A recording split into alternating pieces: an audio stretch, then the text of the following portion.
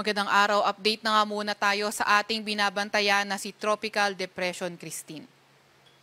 Ito ang si Christine ay kaninang alas 4 ng hapon, nasa may layong 760 kilometers, silangan ng Katarman, Northern Samar. Ito ay nagtataglay ng lakas na hangin na abot sa 55 kilometers per hour at bugso na abot sa 70 kilometers per hour. Kumikilos sa direksyong kanluran sa bilis na 15 kilometers per hour. So comparing yung wind speed kaninang 11 AM ay bahagyang bumagal nga ito. May kita nga rin natin sa ating satellite image na although medyo malayo itong si Christine ay malawak yung kanyang circulation, although ang direct effect dito sa may eastern part ng Southern Luzon at Eastern Visayas, yung kanyang trough extension ay makakaapekto sa malaking bahagi ng ating bansa, kaya posibleng maging maulap sa malaking bahagi nga rin ng ating bansa.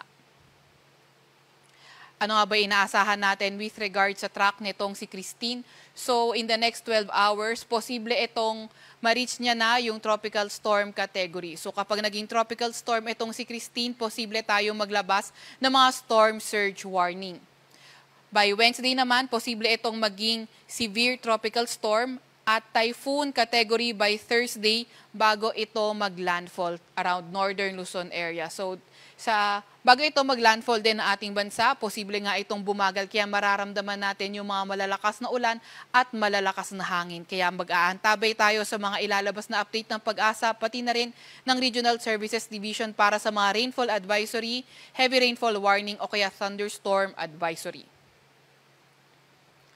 Ayun nga, kagaya na nabanggit natin kanina, posibleng maglandfall sa northern Luzon area by Thursday evening or Friday morning. May kita nga rin natin nakapaloob sa area of uncertainty or cone of probability natin, hindi lang northern Luzon area, pati na rin yung ibang parte ng Central Luzon, kaya lagi din tayo mag-antabay kung magkakaroon man ng pagbabago yung track dahil hindi natin tinatanggal yung changes, nirule out yung changes sa forecast track. At rapid intensification, hindi rin naman natin nirule out. Kaya gayon pa man, mag-aantabay tayo sa mga update na ilalabas ng ating ahensya.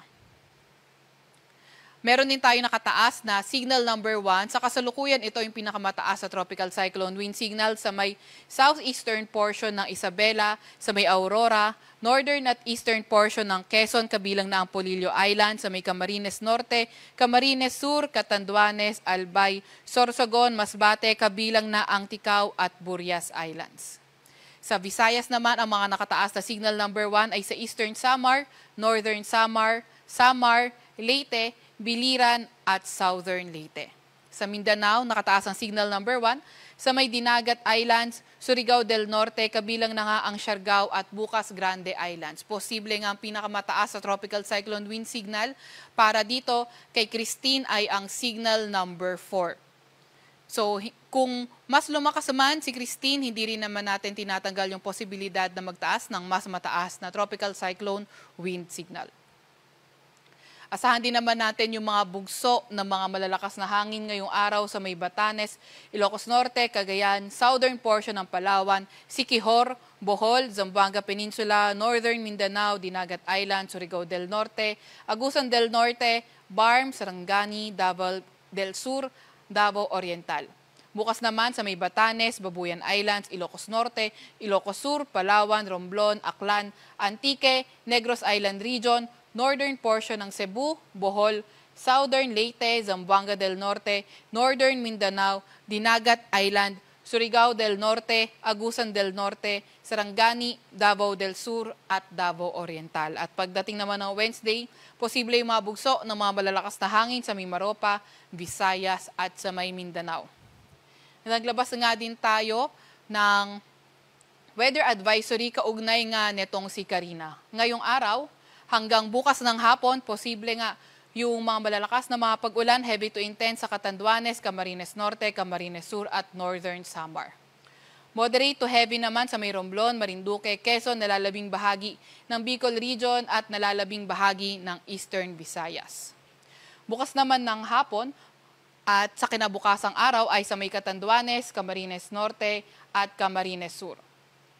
Heavy to intense, 100 to 200 na millimeters na mga pag-ulan sa nalalabing bahagi ng Bicol Region, Northern Samar, Samar at Eastern Samar. Moderate to heavy rains, 50 to 100 millimeters sa may Cagayan Valley, Cordillera Administrative Region, nalalabing bahagi ng Eastern Visayas, Quezon, Romblon, Marinduque at Aurora. Para naman sa mga malalakas na pag-ulan pagdating ng Wednesday afternoon to Thursday afternoon, heavy to intense sa may Cagayan, Isabela, Apayao, Aurora at Quezon. Moderate to heavy sa nalalabing bahagi ng Cordillera Administrative Region, nalalabing bahagi ng Cagayan Valley at Ilocos Region. Kaya muli, lagi tayo mag-antabay sa mga ilalabas na update na ating mga Regional Services Division kaugnay ng mga heavy rainfall warning. So inaasahan nga natin na sa mga elevated areas o mountainous areas, posible mas malakas yung mga pag-ulan. Pero ingat pa nga rin sa mga nakatira sa mga low-lying areas at flood-prone areas sa mga banta ng pagbaha o pagguho ng lupa. Meron din tayong nakataas na gale warning dito sa may Camarines Norte, northern at eastern coast ng Camarines Sur, eastern coast ng Albay, sa may Catanduanes, eastern coast ng Sorsogon at ang northern at eastern coast ng Northern Samar. Kaya kung maaari ay huwag munang pumalaot yung mga kababayan nating may mga maliliit na sasakyang pandagat o kaya yung mga motor bangka sa mga banta ng pagbaha or dahil magiging maalon hanggang sa napakaalon ang karagatan. Ito naman, so inaasahan nga natin generally magiging maalon yung ating bansa. Pero mas asahan natin yung maalong karagatan sa may northern coast ng Philippines at eastern coast ng Philippines. Para sa mas detalyadong impormasyon, pwede nating bisitahin ang ating website, pag-asa.dost.gov.ph. At yan naman munang latest mula sa Weather Forecasting Center ng Pag-asa, Veronica C. Torres nagulat.